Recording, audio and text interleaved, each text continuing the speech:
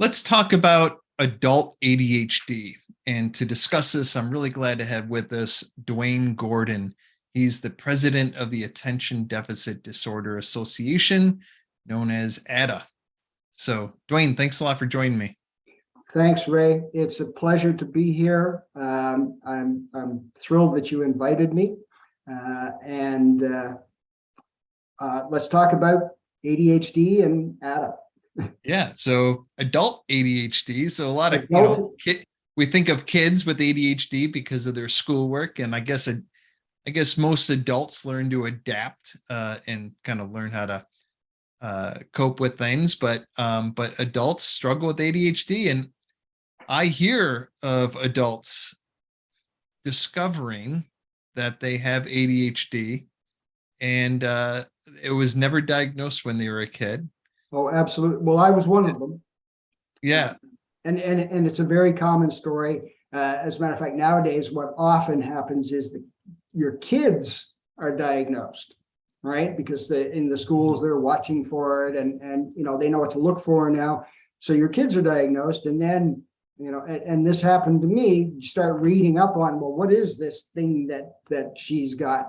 And that sounds an awful lot like me.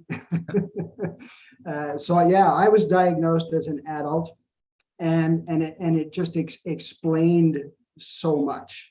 And when you don't have an explanation, life can be very, very difficult. Now, it's not that having the explanation immediately fixes everything, but boy, does it make a difference when at least you know that there's a reason. One of my favorite books on ADHD is So You're Not Lazy, Crazy, or Stupid. And that's it. It's just wonderful to have, at least there's a reason for this, and it's not a lack of intelligence. So that's good. Yes. Right. Yeah. So ADDA was created exactly for that reason, that kids had resources, adults had none. And so a bunch of adults with ADHD said, hey, we're being ignored over here. Let's create our own organization, which is the Attention Deficit Disorder Association. You'll notice there's no H, and that's because it was established back in 1988 before they added the H in the DSM. I think it was okay. But so we're ADDA, ADD.org is our website. And so we were created by adults with ADHD, and we're a community of adults with ADHD, and we're still run by a volunteer board and all volunteers who are adults with ADHD. So the one thing that you really get at ADDA is empathy. We know it because we've got it. Yeah. Now, when you say you got it with ADHD, so Yep. I wonder if there's a lot of misdiagnosis, especially when people try to diagnose themselves. And then when you say you got it, is it more as though there's a spectrum of struggling with attention, etc., or is it you have it or you don't? It's not like cancer, where you can go looking for cancer cells and you either have the cancer cells or you don't have the cancer cells. So can you kind of help us with that a bit? Sure thing. Okay, so misdiagnosis. What we have found over the years is, first of all, most adults with ADHD are not diagnosed. Over 80% are never diagnosed because it's something that just happens to kids. I don't want to be laughed at. There's all kinds of stigma attached to it, whatever. We always said the kids get all the support because they're still cute. Once you're an adult, you're supposed to, get over That's it, the truth. and get to work. But life can be a real struggle when you're dealing with this, and especially if you're not identified and treated. So the misdiagnosis does happen, not nearly as often as we think it does, especially for adults. Typically, there will be underdiagnosis. We hear stories all the time about, well, I went because I thought it was ADHD and they told me, no, I'm depressed or I'm anxious, and probably you're depressed because you have ADHD and it's untreated. But Mhm.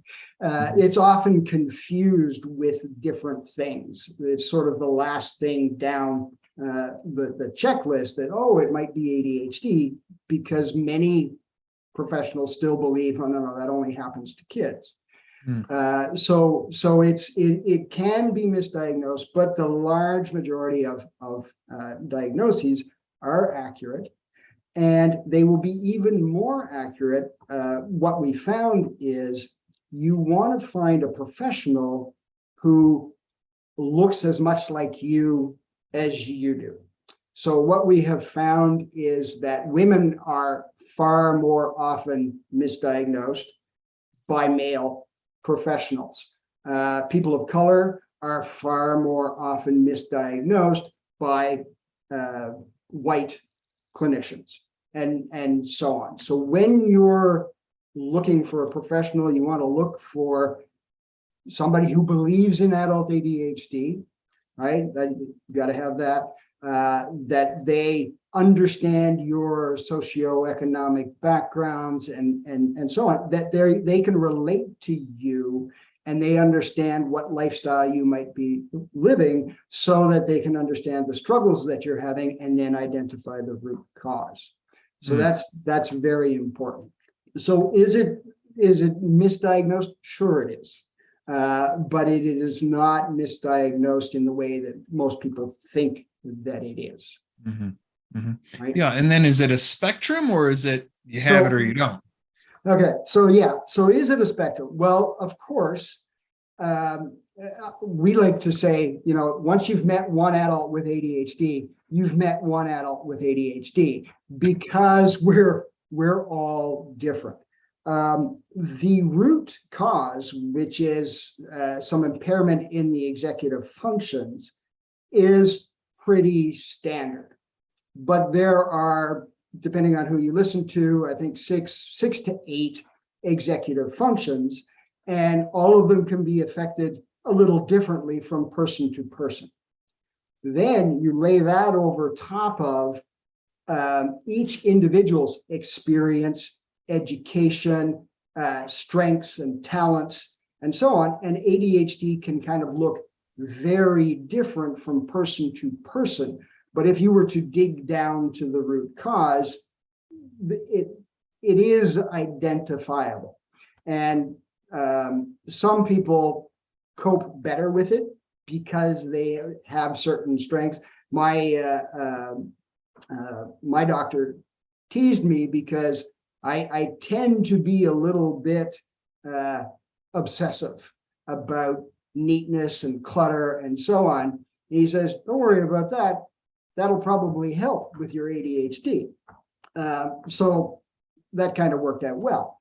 But many other people are struggling with complete disorganization, and they don't have that weird side that counteracts it. So it is different from person to person, and it's all depends on how we adapt and cope with that, if that makes sense. Yeah, and then in terms of diagnosis, there's a lot of different measures for it. So one is where you have the individual, you have, like for a child, you can have the child fill out a survey, the parent fill out a survey, a teacher fill out the survey, the soccer coach fill out a survey. So it's it's very subjective. There's other tests where it's a questionnaire. There's other measures where it's a very lengthy, extensive testing where you see how quickly the individual gets fatigued with tasks, etc. So in terms of like the validity and, what would you recommend in terms of if I'm a mental health counselor, but I don't do assessment and diagnosis for ADHD, but I do help people with it. How would I recommend someone to go and figure out whether or not they have ADHD?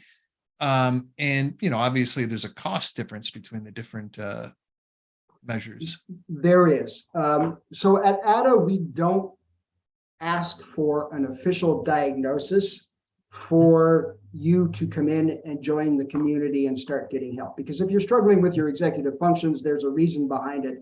And most of the what we teach and share will help you. So we don't require that you get a diagnosis. However, right from day one, we encourage you to get an official diagnosis, because there are something like 20 different conditions that will mimic ADHD in some aspects.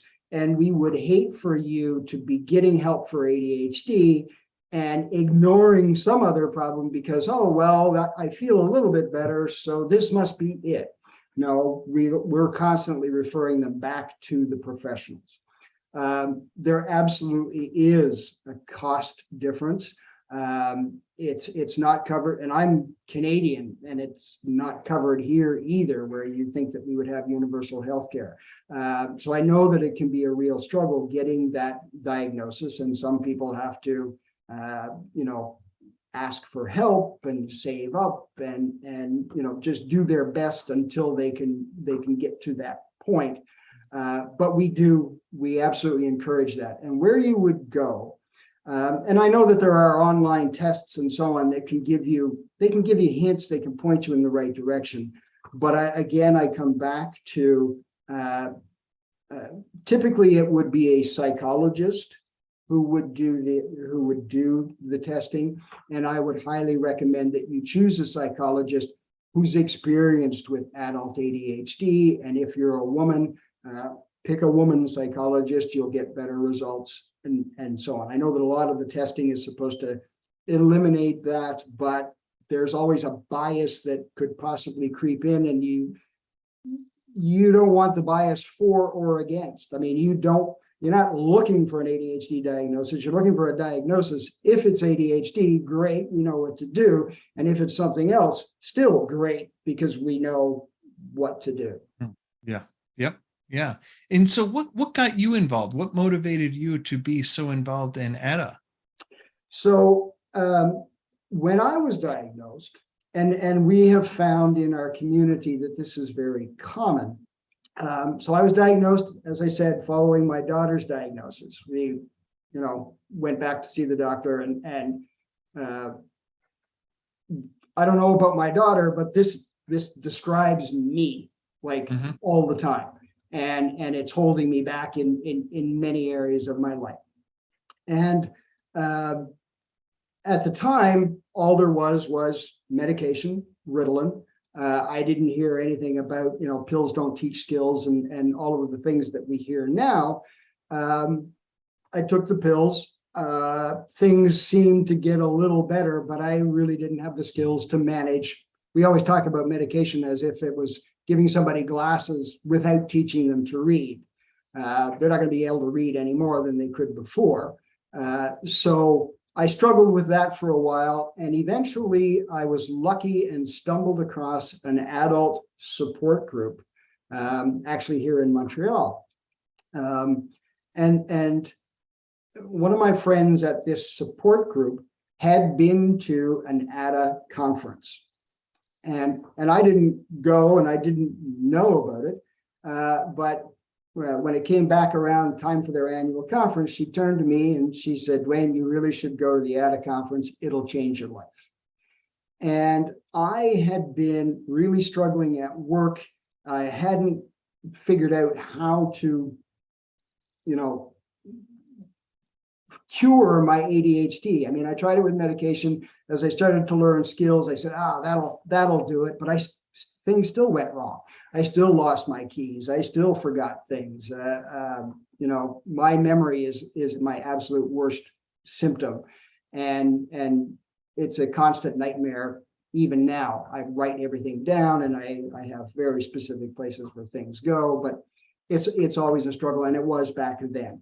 And I was getting more and more withdrawn from society, because you get into, we call it a shame spiral.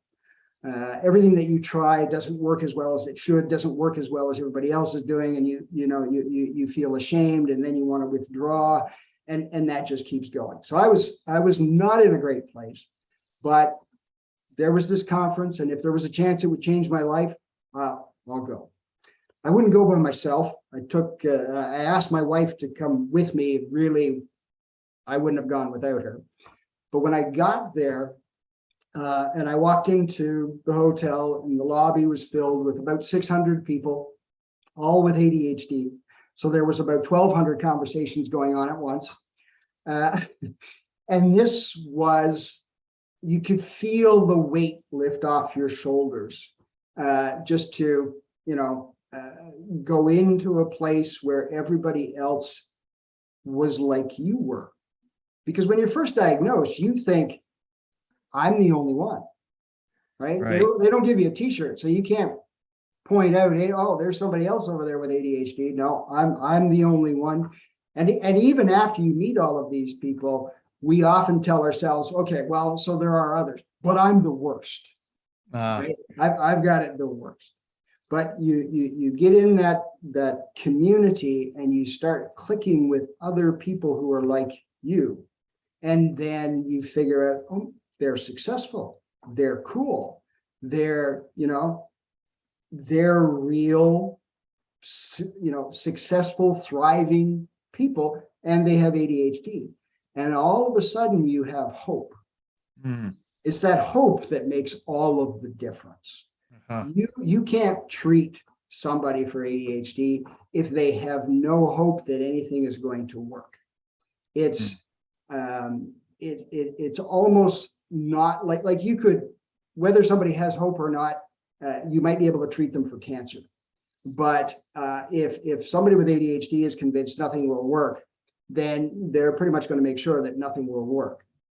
And the community makes all the difference in that. So at that first conference, at that very first conference, I said, I want more of this, and I volunteered right there. Now, I was, at the time, I had absolutely no people skills. That people still tell the story about when I met the president of ADDA, and I handed him my business card. He looked at my business card. He says, Duane, there's no phone number on here. I said, I know. I don't want to talk to people. So I've come a long way since then. But that's how I got involved. And I started off writing articles for the newsletter, and I did that. And then I was the editor of the newsletter. And then I moved up and joined the board and ran the communications department. And I've been president now for 6 years. What I really appreciate about your story is, as a behavioral health clinician, hearing what you shared there makes me think any client that I'm working with that has ADHD, they are probably going to experience the same thing as you, or have the same needs in terms of shame and then the hope. Like having a community, seeing other people who are really successful in life and also really struggling. And so yeah, that universality, being able to help each other have hope and kind of have a vision of, wow, like this person, this worked for that person. Yep. And I'm not alone. Yeah, that's huge, it sounds like. And it sounds like what you said was, it's a significant determining factor of whether or not someone gets better, whether or not they have that hope. Absolutely. Yeah, that's significant. So ADDA provides a lot of resources to adults with ADHD. Can you just give like an overview of what those are? Absolutely. So it kind of falls into two categories, if you will. We offer educational materials. The educational materials, and these are recorded webinars, and these are interactive courses, and all kinds of stuff. We have events and so on. What makes our education different than textbooks at university or whatever is everything is focused on practicality. So we love the science. We want to know about the science. Everything that we do is evidence-based and scientific, but we look at the practicality. So taking all that, how do you stop from losing your keys 3 times a week, right? And that's where we focus the education. It's not all about losing your keys, but really the practical applications that will change your life. We do that. So there's a lot of emphasis on the practical education. And I often tell people that's kind of like the bait to get you in, because initially you come to ADDA not for the community. You come because, they'll have the secrets that will let me be normal. We don't. Just don't tell your patients that. But you come in for the education, but the real difference happens when you connect with the community. And we have about 25 different virtual support groups. We have support groups for couples with ADHD. We have support groups for non-binary people with ADHD. We have an African American and ADHD group. We have the high IQ and ADHD group. Just all different groups of people, all with ADHD. So you can find your community or your subsection of the community of adults with ADHD. So you can feel comfortable, you can feel at home. And of course, we're all talking about ADHD. And we have those support groups. We also have what we call work groups, which is the same community idea, but applied to a specific goal. We have one group of women who once a year they get together and they work through the Radical Women's with ADHD's Guide to Success, or I forget the exact name of the book, but they'll work through that, but as a group, which makes it much more effective. We have the Healthy Habits group. They get together and all they're looking for, all they're doing all the time is working on how do we get more exercise? How do we improve our sleep? How do we put in place the habits that will make us, thrive with ADHD? So we kind of have those work groups and support groups, because sometimes you just need a shoulder to cry on or somebody to celebrate with. We have those, and those are the sort of the two big categories that ADDA offers: the education side to lure them in, and then the community where they get that empathy and they get to exchange ideas and share what worked and maybe what didn't and why, and it makes a huge difference. And there's so much else that we offer, but broad strokes, that's it. Yeah. And so the virtual aspect of the groups probably made it possible for people to get together in those niches, like in those specific groups, because Absolutely, being able to identify people in your local community, that'd be nearly impossible. Absolutely. Yeah. No, So, you're absolutely right. I was thrilled to hear that about TCI, and that there was somebody actually working on promoting telehealth and especially telemental health, because we actually switched to the virtual model back in 2015, because going to conferences and traveling to local support groups and so on, that's complicated for people with ADHD. All that travel is a lot of work for the executive functions, planning ahead, asking for vacations, saving up money. It's not exactly our forte.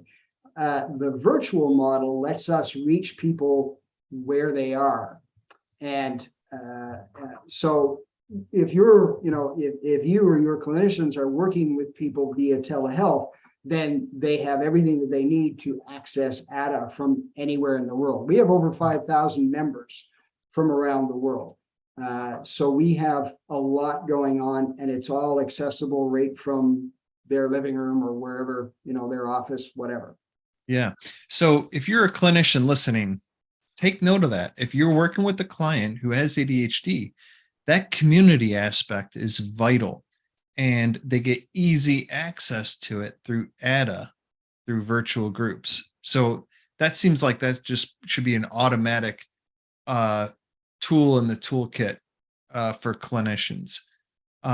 So I know of other technology used to help kids with ADHD, where it's a platform that again, the teacher uses, the parent uses, the child uses to be able to track, to learn skills, like, because they all have different skills to learn, to track what works, what doesn't work, to track, their progress, all of that kind of stuff. A lot of different tools are built into it. Are there other online tools that you're aware of for, organization, remembering, just tracking what works, what doesn't work, just online tools for adults with ADHD? So there actually is.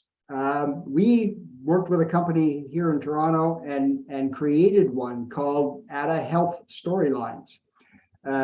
Because what we found, and there are lots of organizational and calendaring and to-do lists and all that kind of stuff. We didn't want to compete with them, but where we found that there was a hole was, and your audience will be very familiar with this. You meet with somebody, one of your patients, they have ADHD, you're starting to try medication, take this, come back, how does it feel? Oh, Right. I don't know, I wasn't paying attention. Yeah. So we created ADDA Health Storylines because that lets you not only track your medication, but it tracks your mood, and it gives you journaling, and it tracks your exercise, and it tracks your sleep. It lets you, by tracking all of these different things, sort of create a storyline of the time between visits, so you can tell, okay, you said that it's not working that well, but I noticed that you're not getting any sleep. Maybe it's not the medication's fault. What's going on that you're not sleeping? Or look at that, you had a breakdown on this particular day, but I noticed that you skipped your exercise. Why was that? And so on. So it builds a storyline of what's actually going on. And the nice thing about the app is it allows you to share it with your what we call the care team. So it could be your physician, but it could also be your coach, and so on. Could be your support group as far as that goes. Yeah. So there are actually apps that do some of those things. Ours is built just for adults with ADHD. So absolutely, there are things like that. And when other apps come along, more than likely you will find somebody talking about it at ADDA and sharing about it and what worked and what didn't. And if it's really good, very often we'll offer a work group on how to use it. So there's always things like that going on. Yeah. And in terms of treatment, mostly what I see is there's either therapists, there's therapists and there's coaches. And the distinction, a distinction that one can make between therapy and coaching is that therapy is healing, like healing from the past. And coaching is working on skills, forward looking, working on goals. So with therapy kind of got locked into this medical model of, there's some sort of illness or there's something going on that needs healing. Yeah. And but they both help those with ADHD. Right. How would you recommend someone deciding whether to see a therapist or a coach? And then how should they decide which coach or therapist to select? And should they select the therapist or coach that has ADHD themselves, or does that not necessarily matter? So, okay, should they select somebody who has ADHD? That might be limiting yourself too much, and you might not be able to find someone, but you definitely need someone who has a lot of experience with ADHD. So they have to understand it very well, and they can understand it maybe because their partner has ADHD, or they've developed experience the hard way by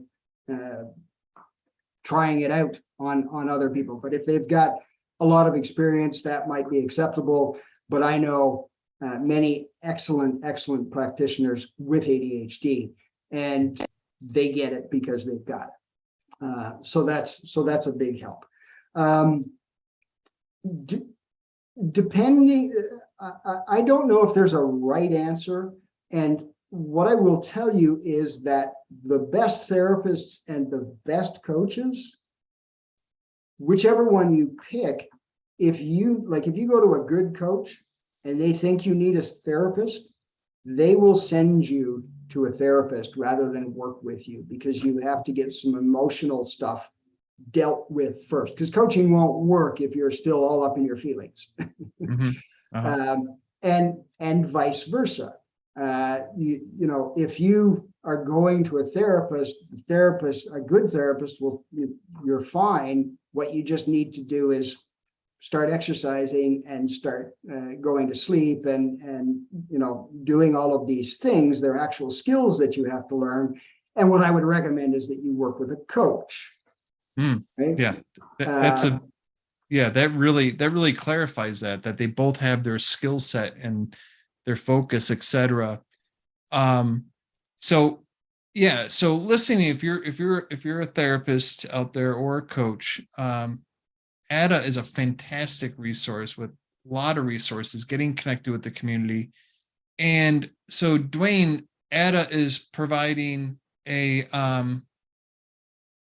gift. a gift, absolutely. So yeah, so I want to tell all of your audience, um, we are an excellent place to send your patients between visits. Okay, patients or clients between visits. Don't worry, we will absolutely send them back to you. We're always encouraging people to continue to work with their professionals. We're just there for the education and the community. Always go back to your professionals.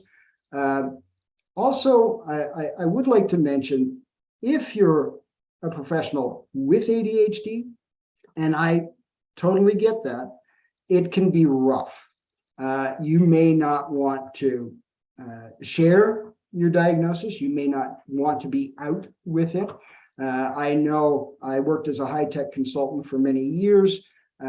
Anytime I explained to somebody that I had ADHD, how often did I hear, well, you can't have ADHD, you're smart. And of course, they have nothing to do with each other, but there are some industries where it's not necessarily to your advantage to come out with ADHD. Where we protect privacy, there are ADDA members, and we have ADDA members who are doctors and lawyers and scientists and researchers, and of course, psychologists and psychiatrists, and you name it. We have them all as members, and some of them prefer to work under a pseudonym, and some of them are they're out with it within the ADDA community, but never outside. And we're fine with all of that. We very much protect everyone's identity. But we have created, and I'll share this. So what we've created is a special offer for TCI. Anybody, you or your patients, who goes to add.org/TCI, they can sign up for an ADDA membership. They'll get 2 months for free. So have them go in, check out our educational resources, sign up for a support group. A lot of people will sign up for 10. That's interesting. Oh, I fit in there too. But eventually they'll come back down to 1 or 2, and that'll be great. And step 2 that we're offering, well, this is available for any member. We have a program called 90-Day Dawn, which is really an educational program for where do you start the first 90 days to get off on the right foot after you've been diagnosed as an adult with ADHD. So exactly what to do. It's all laid out in 11 or 12 modules. It's done over a 3-month period, 90 days, of course. And you will ask them about it or check it out yourself. You will see that we very much send them back to the professionals. We talk all of the reasons why they should get a professional diagnosis and so on. Those types of things are covered in there. We talk about medication. One thing I should tell everybody, we are what we call medication agnostic. We're not for or against medication, and we do not, of course, promote any brand of medication or anything like that. And we will always, when there are questions about medication, we'll refer you to your professional. So, so this is the offer that we have. I would really like you to share it with everybody. We're a nonprofit, so it's very affordable. ADDA membership is $7.60 per month for an individual, which is really nothing. Yeah, most certainly. Right. For all that you get. Very reasonable. Yeah. So Duane, thank you so much for all of this information. Thank you for all of your work with ADDA. And thank you to ADDA, all those involved, not just those that are working with ADDA, but the members. Absolutely. It's the members that create the community that is the power behind ADDA. Absolutely. Yeah. Thank you very much. Well, thank you, Ray.